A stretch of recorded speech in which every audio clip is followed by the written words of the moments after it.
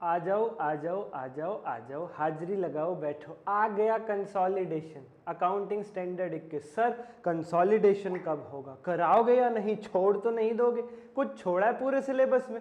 15 घंटे के अंदर पूरे सिलेबस की रिवीजन करवा दी, मोस्ट एक्सपेक्टेड क्वेश्चंस क्लास में करवा दिए, और अकाउंटिंग स्टैंडर्ड का तो एक एक क्वेश्चन करवा दिया, 29 के 29 अकाउंटिंग स्टैंडर्ड्स का टेस्ट चेक करके लेकर के मैं खुद दे रहा हूं चेक करके, और MCQs case based cover up करवा रहा हूं। 102 पेज की इंस्टीट्यूट की बुकलेट, 2 आईटीपी, 2 एमटीपी, 2 पीवाईक्यू, सब कुछ 15 से 20 घंटे के अंदर। 20 घंटे अब इसलिए बोल रहा हूं एमसीक्यू पार्ट बढ़ जाता है, अदरवाइज तो 15 घंटे में ही है पूरा का पूरा। सर कहाँ मिलेगा ये सारा फायदा? हमने तो बस ये कंसोलिडेशन की वीडियो देखी अभी। इस वीडियो के डिस्क्रिप्शन में एक लिंक है, पूरी प्लेलिस्ट है, वहां पे जाओ, 15 घंटे के अंदर पूरा सिलेबस रिवाइज करो। मैराथन भी डाल देंगे, सारे 15 घंटे को 2 पार्ट्स में मर्ज करके मैराथन डाल देंगे अलग अलग। एक पार्ट मॉड्यूल 3 का कर देंगे, एक पार्ट सारे एएस का विद कंसोलिडेशन कर देंगे।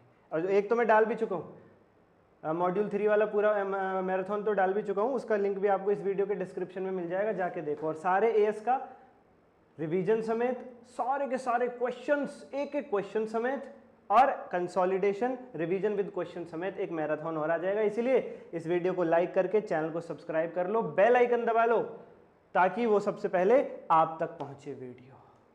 सर टेस्ट किन के चेक होकर के मिल रहे हैं? जिनके पास हमारा बैच है। एमसीक्यू किन को मिल रहे हैं? जिनके पास हमारा बैच है। बाकी रिवीजन के लिए वीडियोस देखनी है, वो सारी की सारी यूट्यूब पर फ्री अवेलेबल है, लेकिन उन वीडियो के नोट्स, एमसीक्यू जो केस बेस्ड मैंने बोले अभी आपको, और टेस्ट चेक होकर के उन्हीं के मिलेंगे जिनके पास बैच होगा। और उस बैच का लिंक इस वीडियो के डिस्क्रिप्शन में आपको मिलेगा, वहां से आप ज्वाइन कर सकते हैं।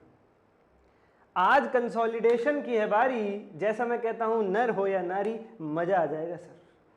आप कहोगे अरे कंसोलिडेशन ऐसे भी हो सकता था। हाँ, हम तो बड़ी आफत आती थी कंसोलिडेशन में। आफत तुमने अपने दिमाग में बना रखी है हर चैप्टर की। बताओ सच से, अपने दिल से पूछ के, तुम्हें अमेलगमेशन पानी की तरह लगा या नहीं लगा सर? तुम्हें ब्रांच पानी की तरह लगा या नहीं लगा सर? तुम्हें कैश फ्लो का फॉर्मेट करवा दिया कि नहीं करवा दिया सर? और ये मैं नहीं बोल रहा हूं, दिन रात मैसेजेस आते रहते हैं आप जैसे प्यारे बच्चों के, डीएम मुझे ऊपर दिए गए नंबर पर। आप लोग ही कहते हैं, मैं तो भाई आपकी भाषा बोल रहा हूं, आपको पसंद आता है तो मैं कह रहा हूं। ठीक है सर, चलो accounting standard 21 consolidated financial statement करते हैं शुरू, लेके प्रभु का नाम। बच्चों पेपर में बहुत कम समय बचा है, और कुछ तो ऐसे होंगे जिनने कंसोलिडेशन का सी भी नहीं आता, जिनने कंसोलिडेशन खोला ही ना, जिनने कहा छोड़ के ही जा रहे हैं। एक बार देख लो ये वीडियो, इतने आसान स्टेप्स बनाए हुए हैं, अभी के अभी समझा दूंगा, उन स्टेप्स को रिवाइज करवा दूंगा, याद भी करवा दूंगा। ये नोट्स तभी मिलेंगे जब बैच ज्वाइन करोगे। और एएस के तो हैंडमेड नोट्स हैं चार्ट की फॉर्म में, 1 मिनट में 2 मिनट में अकाउंटिंग स्टैंडर्ड खत्म। हालांकि हमने डिटेल में रिवीजन करवाई है। तो बच्चों वीडियो एंड तक जरूर देखना और अपने नीडी दोस्तों को भी शेयर करना। Consolidated financial statement accounting standard 21 ये कब आता है? ये चैप्टर, ये अकाउंटिंग स्टैंडर्ड कब लागू होता है?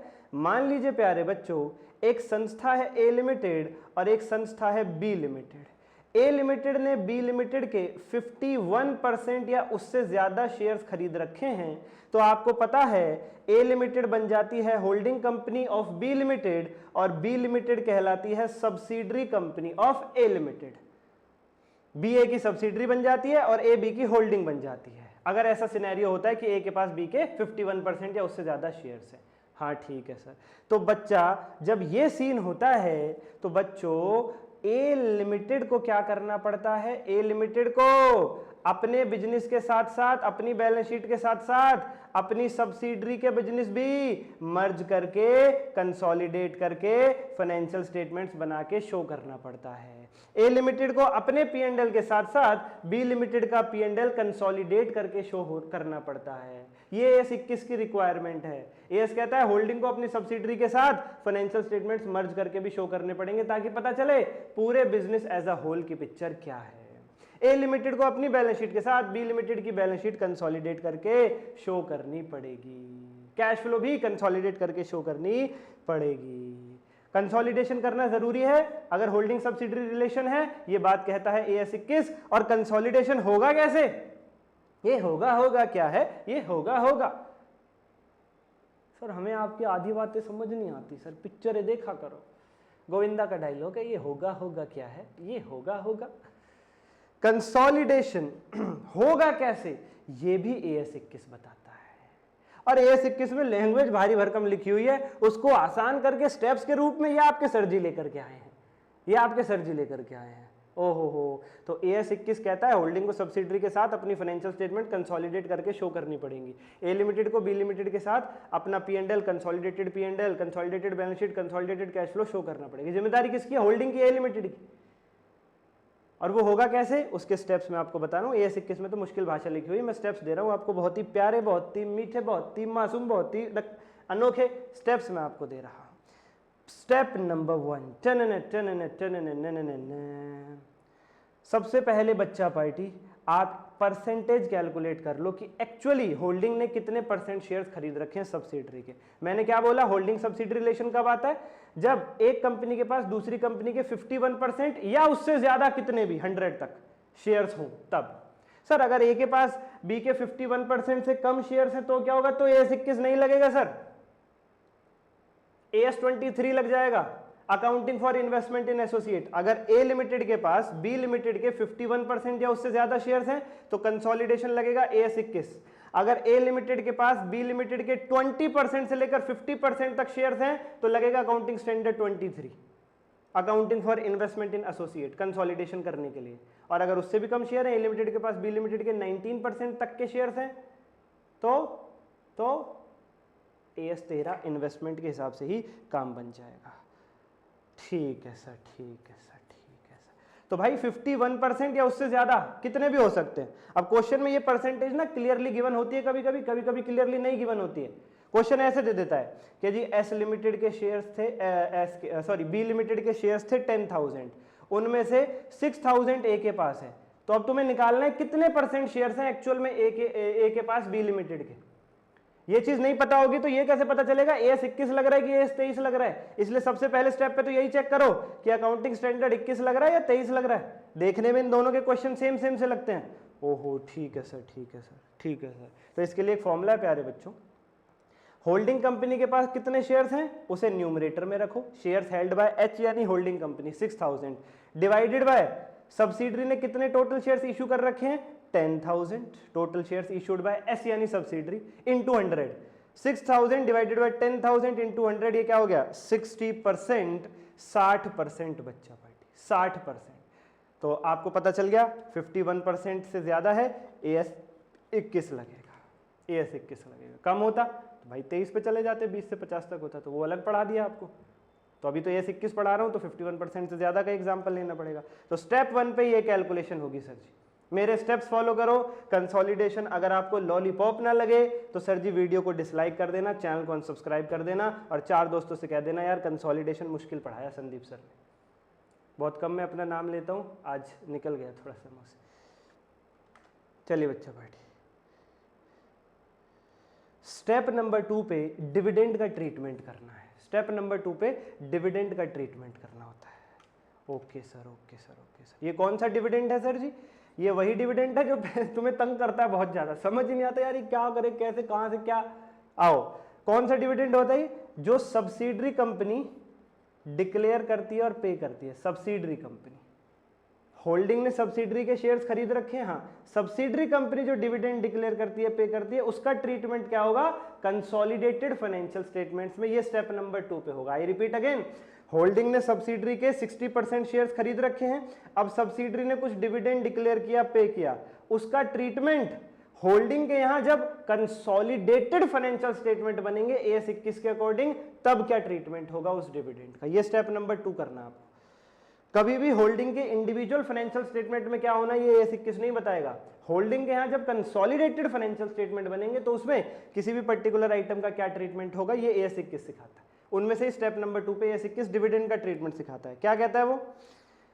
कहता है अगर सब्सिडरी ने जो डिविडेंड पे किया है, if dividend paid by the subsidiary to holding is out of pre acquisition profits and reserves, अगर वो डिविडेंड पे करने के लिए जो पैसा सब्सिडरी कंपनी ने निकाला है वो pre acquisition reserves and profits में से निकाला है। Sir pre acquisition reserves and profits का क्या मतलब है? होल्डिंग ने जिस दिन सब्सिडरी के शेयर्स खरीदे उससे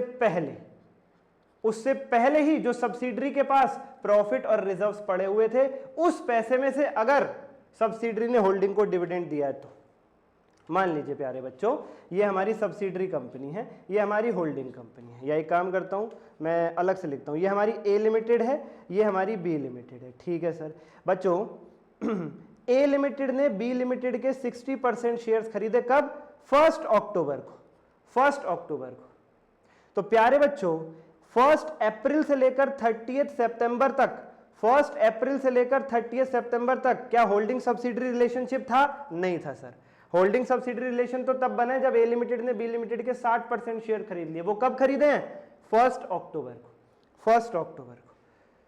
तो बच्चों अप्रैल से लेकर सितंबर तक का जो बी लिमिटेड का प्रॉफिट है, या अप्रैल से सितंबर तक के जो बी लिमिटेड के रिजर्व्स हैं, उन्हें कहेंगे pre acquisition profits and reserves. और अगर इस पैसे में से अप्रैल से लेकर सितंबर तक के प्रॉफिट या रिजर्व में से बी लिमिटेड डिविडेंड पे कर रही है, बी लिमिटेड डिविडेंड पे कर रही है ए लिमिटेड को, तो बच्चों इसको हम बोलेंगे dividend paid by subsidiary to holding out of pre acquisition profits and reserves.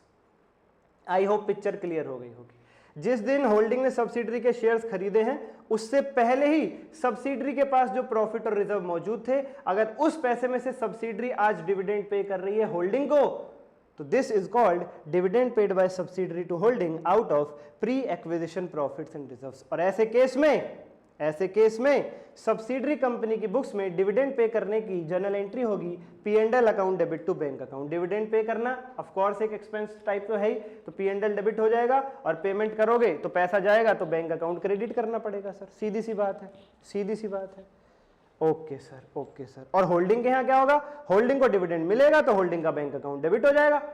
Holding को तो डिविडेंड मिल रहा है, होल्डिंग को तो डिविडेंड का पैसा मिल रहा है, उसके पास पैसा आ रहा है, और पैसा आता है तो बैंक डेबिट होता है, पैसा जाता है तो बैंक क्रेडिट होता है। इसलिए होल्डिंग के यहाँ पैसा आ रहा है तो बैंक डेबिट हो जाएगा।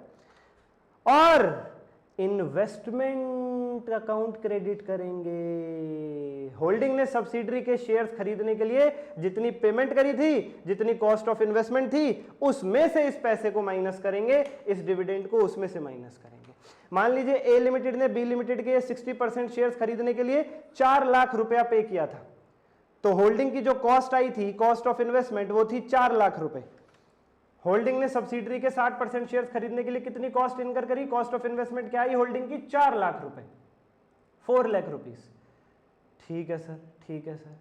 और अब मान लीजिए सब्सिडरी की तरफ से डिविडेंड मिल रहा है होल्डिंग को, और सब्सिडरी जो डिविडेंड दे रही है होल्डिंग को, वो कौन से पैसे में से दे रही है? शेयर खरीदे जाने वाली डेट के पहले जो सब्सिडरी के पास प्रॉफिट और रिजर्व थे उसमें से।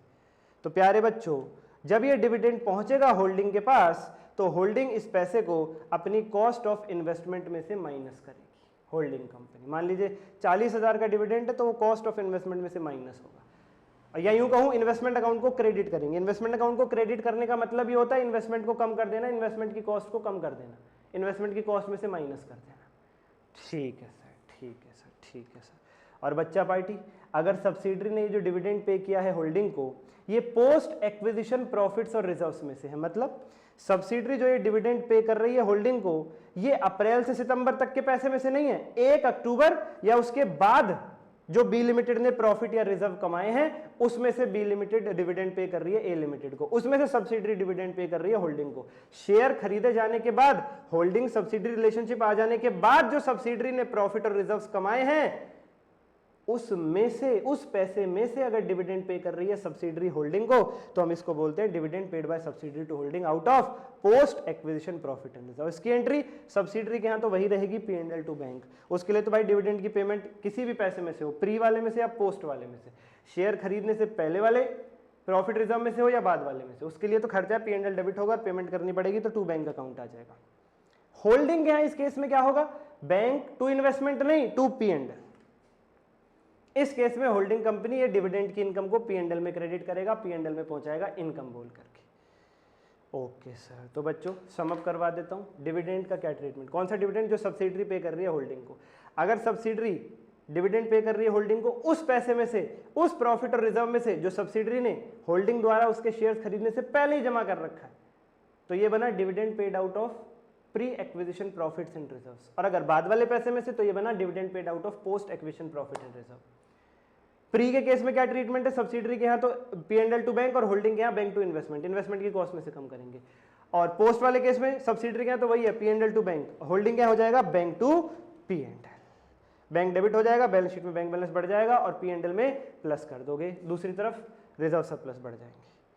ठीक है सर, ठीक बच्चों। एक बार एग्जामिनर की स्टेप नंबर 2 पर बहुत ही फेवरेट एडजस्टमेंट है वो मैं बता देता हूँ। एग्जामिनर बहुत सारे क्वेश्चन में ये कहता है कि जी गलती से होल्डिंग कंपनी ने एंट्री पास कर दी बैंक टू P&L, यहाँ वाले केस में, इस वाले केस की बात कर रहा हूँ। जब डिविडेंड पे किया जाता है सब्सिडरी द्वारा होल्डिंग को out of pre acquisition profits and reserves, तो होल्डिंग के यहाँ क्या एंट्री होनी चाहिए, bank account debit to investment, और पोस्ट के केस में एंट्री होनी चाहिए बैंक टू P&L। क्वेश्चन कहता है सब्सिडरी ने डिविडेंड पे किया होल्डिंग को प्री एक्विजिशन प्रॉफिट और रिजर्व्स में से, तो एंट्री क्या होनी चाहिए थी होल्डिंग के यहाँ बैंक टू इन्वेस्टमेंट, और क्वेश्चन लिख देता है गलती से होल्डिंग ने एंट्री ये वाली कर दी bank to P&L। Oh my god, तो बच्चों एंट्री होनी क्या चाहिए थी, एंट्री सर होनी चाहिए थी bank account debit to investment, ये होनी चाहिए थी। गलती से क्या एंट्री कर दी बैंक टू P&L, तो गलती कैसे सुधरेगी, करेक्शन एंट्री क्या पास करोगे, देखो बैंक को तो डेबिट करना चाहिए था, बैंक को डेबिट ही किया, करना चाहिए था क्रेडिट इन्वेस्टमेंट को, कर दिया P&L को, तो गलत आदमी को क्रेडिट कर रखा है P&L को। सही एंट्री क्या बनती है bank to investment, investment credit होना चाहिए, तुमने एंट्री कर दी बैंक टू P&L, बैंक तो चलो ठीक है पर गलत आदमी को क्रेडिट कर दिया, डेबिट तो ठीक है, क्रेडिट गलत आदमी को कर दिया P&L को, तो उसे सही करो, उसे क्रेडिट की गद्दी से हटाओ, उसे डेबिट करके रिवर्स करो, P&L अकाउंट डेबिट, और सही आदमी को क्रेडिट की गद्दी पर बिठाओ to investment account, to investment account, P&L account debit to investment account. Step number 3 goodwill या कैपिटल रिजर्व की कैलकुलेशन। सर ये क्या है गुडविल या कैपिटल रिजर्व, बच्चों अभी मैंने आपको थोड़ी देर पहले क्या बताया कि ए लिमिटेड ने बी लिमिटेड के 60% शेयर्स खरीद लिए, जिसके लिए ए लिमिटेड ने पेमेंट करी 4 लाख रुपए की, इसे कहते हैं कॉस्ट ऑफ इन्वेस्टमेंट, इसे कहते हैं कॉस्ट ऑफ इन्वेस्टमेंट। ठीक है सर, अब इसको हम कंपेयर करते हैं कि ए लिमिटेड को बदले में बी लिमिटेड में मिला क्या, मिला क्या, ए लिमिटेड ने बी लिमिटेड को 4 लाख रुपए दिए, 60% शेयर्स ले लिए, उन 60% शेयर्स की वैल्यू निकालते हैं कितनी है, 4 लाख ही है या उससे कहीं कम ज्यादा तो नहीं है। ओहो, ए लिमिटेड ने बी लिमिटेड को सर 4 लाख रुपए दिए, हाँ, बदले में क्या मिला, ए को 60% शेयर्स मिल गए। अब हम ये भी तो देखें उन 60% शेयर्स की क्या वैल्यू है, हम ये चेक करेंगे, शेयर्स आए हैं हमारे पास, ये भी तो देखिए उन शेयर्स की वैल्यू क्या है, शेयर्स को क्या चाटेंगे, ये तो पता चले वैल्यू कितनी है उनकी, फिर वैल्यू निकाल के कंपेयर करते हैं। कई बार क्या होगा, ये 60% शेयर्स की वैल्यू ज्यादा होगी, आपने 4 लाख पेमेंट करी, 60% शेयर्स आए, आपने 60% शेयर्स की वैल्यू निकाली, वो निकली 5 लाख, तो आपको 1 लाख का फायदा होगा, उसे बोलोगे कैपिटल रिजर्व। क्यों, पेमेंट हुई 4 लाख की, बदले में जो शेयर्स मिले उनकी वैल्यू 5 लाख है, 4 लाख में 5 लाख की चीज मिल गई, 1 लाख का फायदा, उसे कैपिटल रिजर्व कहते हैं। और दूसरा केस भी हो सकता है, आपने 4 लाख की पेमेंट करी, बदले में 60% शेयर्स आपके पास है, आपने 60% शेयर्स की वैल्यू निकलवाई, मात्र 3 लाख रुपए निकली, ये 1 लाख का नुकसान हो गया। पेमेंट करी 4 लाख और बदले में जो चीज मिली उसकी वैल्यू केवल 3 लाख है, ये 1 लाख रुपया गुडविल कहलाता है।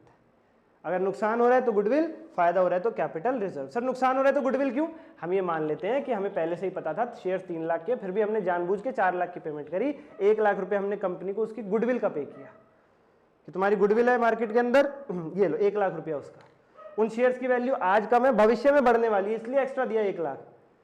ओहो, कई बार कोई ऐसी चीज होती है जिसकी कीमत कम होती है, फिर भी हम ज्यादा में खरीद लेते हैं, क्यों, क्योंकि हमें उसे भविष्य में फायदा नजर आ रहा होता है, तो वो एक्स्ट्रा पेमेंट जो आज हम कर रहे हैं भविष्य का फायदा पाने के लिए, वो गुडविल होता है। और गुडविल की असली डेफिनेशन यही है, आज जो आप एक्स्ट्रा पेमेंट कर रहे हो भविष्य में कुछ एक्स्ट्रा पाने के लिए, वो एक्स्ट्रा पेमेंट गुडविल कहलाती है।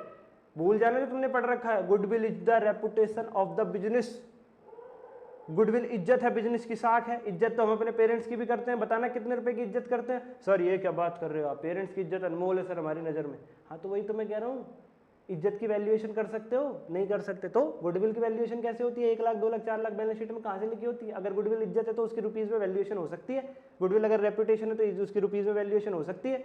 गुडविल क्या है, गलत पढ़ रखा है तुमने, मैं बताता हूँ गुडविल क्या है, सामान की जो वैल्यू है उससे ज्यादा अगर आज आप पेमेंट कर रहे हो, ये देखते हुए कि भविष्य में कुछ एक्स्ट्रा बेनिफिट आपको मिलेंगे, वो एक्स्ट्रा पेमेंट, आज की वो एक्स्ट्रा पेमेंट गुडविल कहलाती है। हमेशा अप्लाई कर लेना मेरी इस डेफिनेशन को किसी भी चैप्टर में, गुडविल की यही मिलेगी आपको असली डेफिनेशन। गलत पढ़ रखा है आप लोगों ने, किताबों में गलत लिखा हुआ है बहुत जगह, गुडविल इज द रेपुटेशन।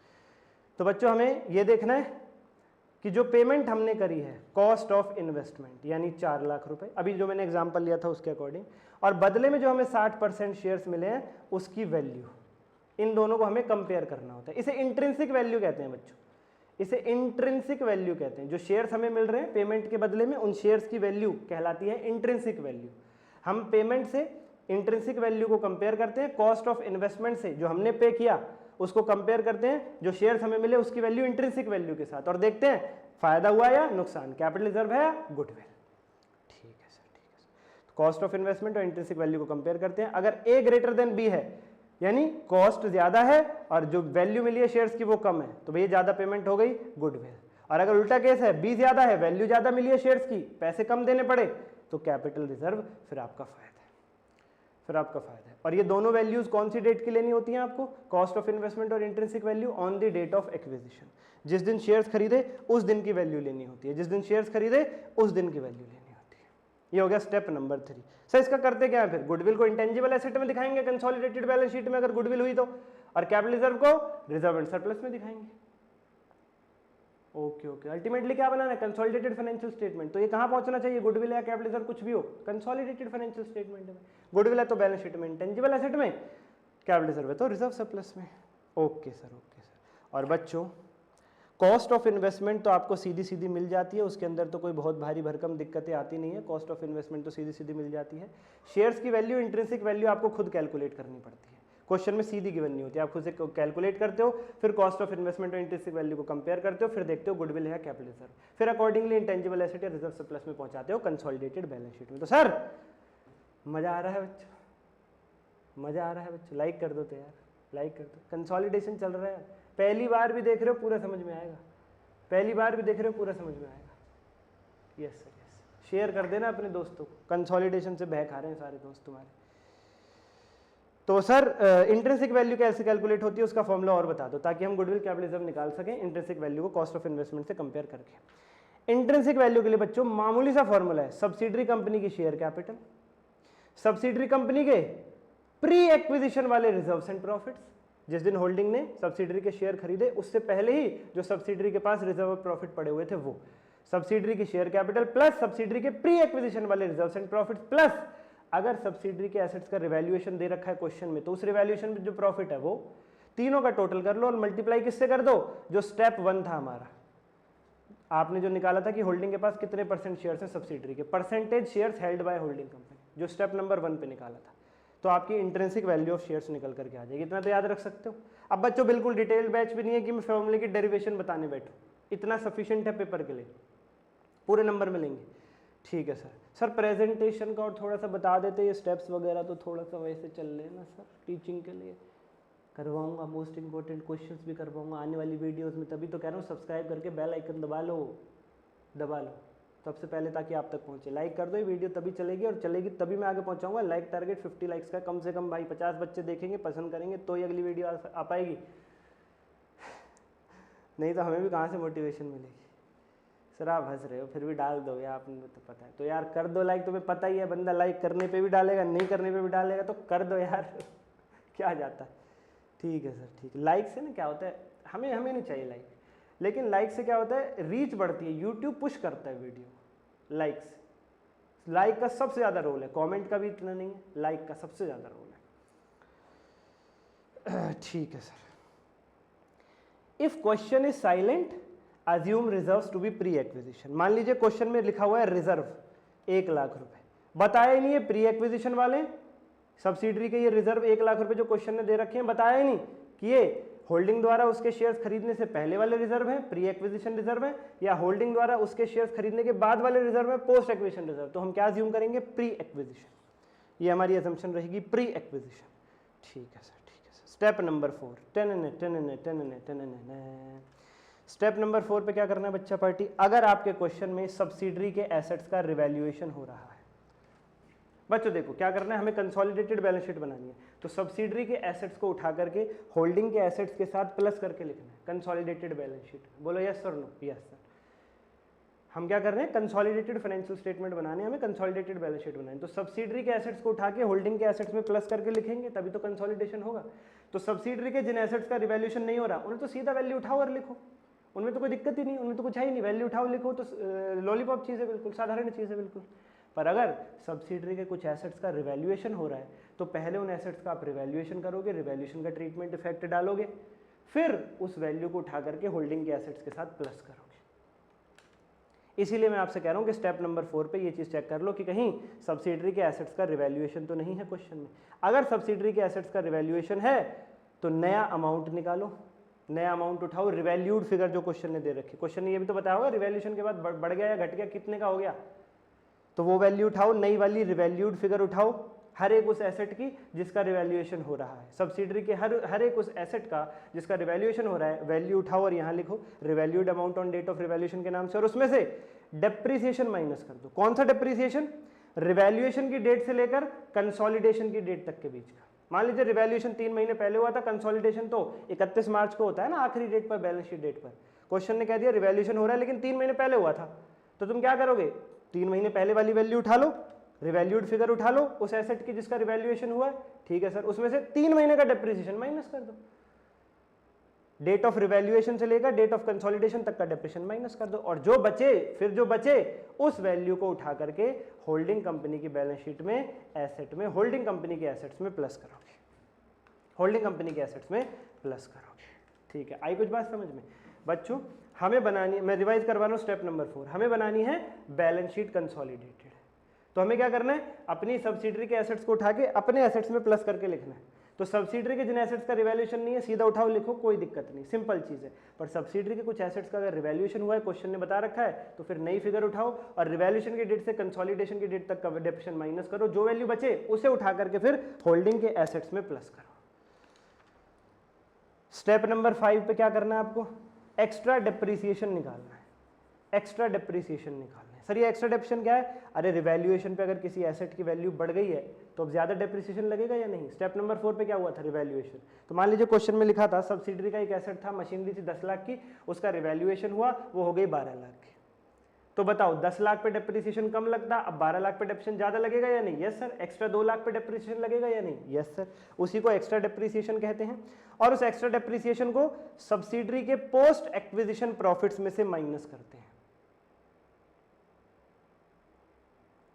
ठीक है सर, ठीक है सर, ठीक है sir, listen to me very very carefully now, listen to me very very carefully now. Step number 4 पे क्या होता है, हम कहते हैं सब्सिडरी अपने एसेट्स दे दे ताकि हम होल्डिंग है, हम कहते हैं सब्सिडरी अपने एसेट दे दे ताकि हम अपने एसेट्स में लिख दे और कंसोलिडेटेड एसेट्स आ जाए, कंसोलिडेटेड बैलेंस शीट बन जाए।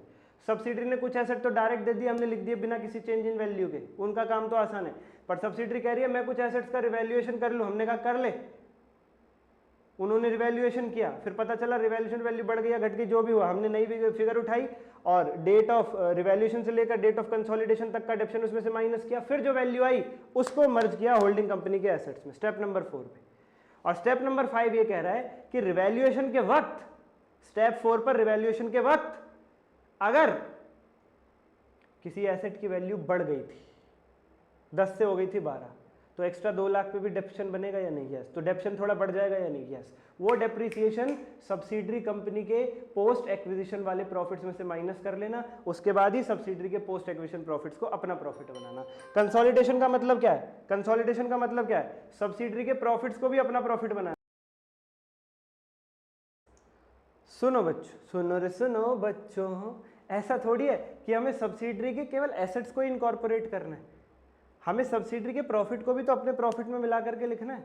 तो क्वेश्चन कह रहा है कि अगर आपने स्टेप नंबर 4 पे रिवैल्यूएशन किया और रिवैल्यूएशन के वक्त अगर आपकी किसी एसेट की वैल्यू बढ़ गई तो बढ़ी हुई वैल्यू पे डेप्रिसिएशन लगेगा, एक्स्ट्रा डेप्रिसिएशन निकल करके आएगा। उस एक्स्ट्रा डेप्रिसिएशन को पहले एक तो एसेट की ही वैल्यू से माइनस कर लेना, उसके बाद एसेट्स को पहुंचाना होल्डिंग के यहाँ प्लस करने के लिए, और उस एक्स्ट्रा डेप्रिसिएशन को सब्सिडरी के प्रॉफिट्स में से भी माइनस करना, फिर सब्सिडरी के प्रॉफिट को उठा के अपने यहाँ लेना। ठीक है सर, ठीक है सर, ठीक है सर। तो स्टेप नंबर 4 कहता है नई फिगर उठाओ, डेट ऑफ रिवैल्यूएशन से लेकर डेट ऑफ कंसोलिडेशन तक का डेप्रिसिएशन माइनस करो, जो वैल्यू बचे उस वैल्यू को होल्डिंग कंपनी की बैलेंस शीट में एसेट में प्लस कर दो। सब्सिडरी के एसेट्स उठाने, सब्सिडरी के एसेट्स की रिवैल्यूड फिगर उठानी है, उसमें से डेट ऑफ रिवैल्यूएशन से डेट ऑफ कंसोलिडेशन तक का डेप्शन माइनस करना है, जो आए उसे होल्डिंग कंपनी की बैलेंस शीट में एसेट में प्लस कर देना ताकि कंसोलिडेशन हो जाए। स्टेप 5 कहता है कि स्टेप 4 पे जो रिवैल्यूएशन हुआ था अगर उसमें किसी एसेट की वैल्यू बढ़ गई थी तो डेप्शन थोड़ा ज्यादा आया होगा, अगर रिवैल्यूएशन नहीं होता डेप्शन कम आता, वैल्यू बढ़ गई रिवैल्यूएशन पे जिस वजह से डेप्शन ज्यादा आएगा, तो जो एक्स्ट्रा डेप्शन आएगा उसे सब्सिडरी कंपनी के पोस्ट एक्विजिशन वाले प्रॉफिट्स में से माइनस करना ना भूलें। ये एक रिमाइंडर स्टेप है, एक तरीके से बच्चे इसको भूल जाते हैं और उनकी बैलेंस शीट टैली नहीं होती, इसलिए मैंने यहाँ पे डाला है। स्टेप 5 एक तरीके से रिमाइंडर स्टेप है। Okay sir, post acquisition profit तुम्हें पता ही है, शेयर खरीदने के, होल्डिंग ने जिस दिन सब्सिडरी के शेयर खरीदे उसके बाद सब्सिडरी ने जो प्रॉफिट कमाए उसमें से माइनस करना है एक्स्ट्रा डिप्रिसिएशन। और बच्चों अब स्टेप नंबर 6 आपका बेहद ही कीमती स्टेप है और प्यारे बच्चों आपकी सारी कंफ्यूजन दूर कर जाएगा पोस्ट एक्विजिशन प्रॉफिट्स और रिजर्व्स के ट्रीटमेंट के बारे में। सब्सिडरी ने जो भी प्रॉफिट या रिजर्व कमाए हैं, कब? होल्डिंग द्वारा उसके शेयर्स खरीदे जाने के बाद। सब्सिडरी ने जो भी प्रॉफिट्स या रिजर्व्स कमाए हैं होल्डिंग द्वारा उसके शेयर्स खरीदे जाने के बाद, जिन्हें कहते हैं post acquisition reserves and profits, उसमें होल्डिंग कंपनी का जो हिस्सा है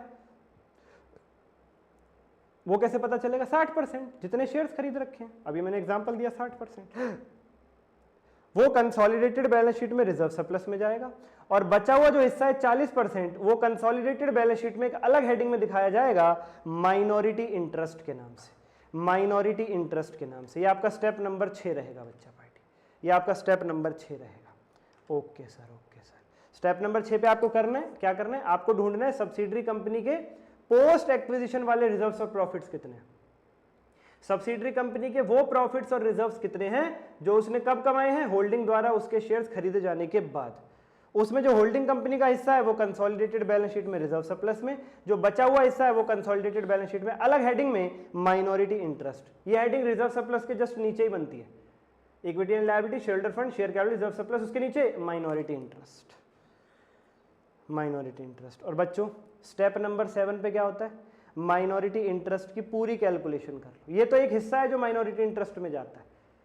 पोस्ट एक्विजिशन प्रॉफिट्स और रिजर्व्स में जो माइनॉरिटी का शेयर है, जो होल्डिंग से अलग परसेंटेज है, वो माइनॉरिटी इंटरेस्ट में जाती है। लेकिन केवल वही चीज माइनॉरिटी इंटरेस्ट में जाएगी? नहीं, और भी चीजें आती है।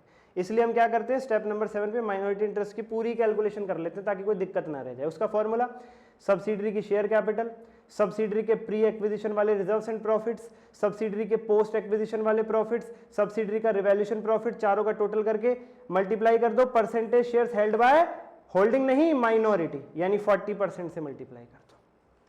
जो शेयर सब्सिडरी ने खरीद रखे हैं 60%, उनसे अलग जो शेयर्स बचते हैं 40%, उन्हें माइनॉरिटी कहा जाता है, उन्हें माइनॉरिटी शेयर्स कहा जाता है। Okay sir, okay sir. तो बच्चों इंट्रिंसिक वैल्यू का फॉर्मूला याद है?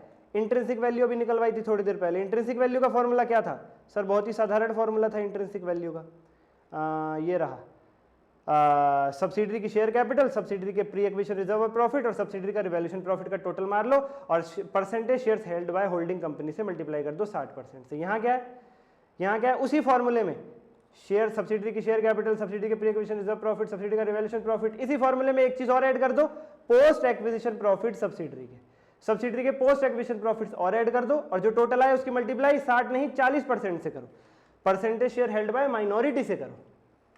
ठीक है सर, ठीक है सर, ठीक है सर, ठीक है सर, ठीक है सर, ठीक है सर। अभी देखो ऊपर क्या बताया था मैंने, ऊपर मैंने क्या कहा था कि सब्सिडरी कंपनी के जो पोस्ट एक्विजिशन वाले रिजर्व एंड प्रॉफिट है उसमें जो माइनॉरिटी का हिस्सा बनेगा 40%, वो कंसोलिडेटेड बैलेंस शीट में माइनॉरिटी इंटरेस्ट में जाता है। और नीचे देखो माइनॉरिटी इंटरेस्ट की कैलकुलेशन में देखो, माइनॉरिटी इंटरेस्ट की कैलकुलेशन में देखो, देखो सब्सिडरी के पोस्ट एक्विजिशन वाले रिजर्व प्रॉफिट ले लिए मैंने, हाँ, और उसकी मल्टीप्लाई 40% से कर रहा हूँ, हाँ, तो वो माइनॉरिटी इंटरेस्ट में पहुंच जाएगा, हाँ। तो स्टेप 6 का ये वाला हिस्सा स्टेप 7 करते ही उसमें शामिल हो जाएगा। ये बस मैंने बताने के लिए लिखा हुआ। कभी आप पूछते कि सर 60% हिस्सा तो यहाँ चला गया, बाकी 40% कहाँ जाता है, बाकी 40% कहाँ जाता है, इसलिए यहाँ पे शो कर दिया। स्टेप नंबर 6 पे जो 40% अमाउंट आप निकालोगे सब्सिडरी के पोस्ट एक्विजिशन रिजर्व प्रॉफिट की मल्टीप्लाई 40% करके जो फिगर आएगी उसका कुछ मत करना, उसे इग्नोर करना। क्यों? स्टेप नंबर 7 जब फॉलो करोगे वो वहीं पे ऑटोमेटिक एडजस्ट हो जाएगी। ये तो बस लिख दिया मैंने। कभी तुम पूछते कि 60% जो होल्डिंग का हिस्सा है वो तो कंसोलिडेटेड बैलेंस शीट में रिजर्व सरप्लस में चला गया, 40 का क्या हुआ, इसलिए बता दिया। ओहो ठीक है सर, तो ये स्टेप आप इग्नोर कर सकते हैं। स्टेप 7 लगाओगे उसी में शामिल हो जाएगा, खत्म। खत्म कंसोलिडेशन। सर इन स्टेप से क्वेश्चन नहीं होंगे, अगली वीडियो देख लेना, अगली वीडियो देख लेना, बेल आइकन दबा लो, वो क्वेश्चंस की होगी। मोस्ट इंपॉर्टेंट क्वेश्चंस करवाऊंगा, जैसे पूरे सिलेबस के करवाएं, सारी कवरेज कर दूंगा, उन क्वेश्चन से बाहर पेपर में कुछ नहीं आएगा। वो क्वेश्चन ऐसे होंगे कि ये सारे स्टेप्स फॉलो हो जाएंगे, इनका सारा लॉजिक, चैप्टर का पूरा कॉन्सेप्ट सब कुछ कवर हो जाएगा। पेपर में उससे बाहर ऐसे पूछेगा तो पूछेगा कहाँ से, पूरा सिलेबस ही इस प्रकार से करवाया मैंने। बैच जरूर ज्वाइन करो, टेस्ट दो, टेस्ट चेक करवा करके लो बच्चा पार्टी, जरूर जरूर जरूर जरूर जरूर। MCQ भी कर लोगे तो पूरे 100 के 100 नंबर सुदृढ़ हो जाएंगे। आपको कुछ नहीं करना, इस वीडियो के डिस्क्रिप्शन में एक लिंक मिलेगा बैच ज्वाइन लिंक के नाम से, उसमें ही आपको रिवीजन के नोट्स, टेस्ट चेक होकर मिल जाएंगे, MCQ केस बेस्ड मिल जाएंगे, MCQ नोट सब कुछ वहीं मिल जाएगा, AS के चार्ट बेस्ड नोट सब वहीं मिल जाएगा। बैच एक्सेस नहीं करोगे तो आपको रिवीजन पूरी यूट्यूब पे वीडियोस मिल जाएंगी, नोट्स नहीं मिलेंगे, टेस्ट चेक होकर नहीं मिलेंगे, MCQs नहीं मिल पाएंगे। वीडियो को लाइक करो, चैनल को सब्सक्राइब करो। आज के लिए इतना ही बच्चों, धन्यवाद।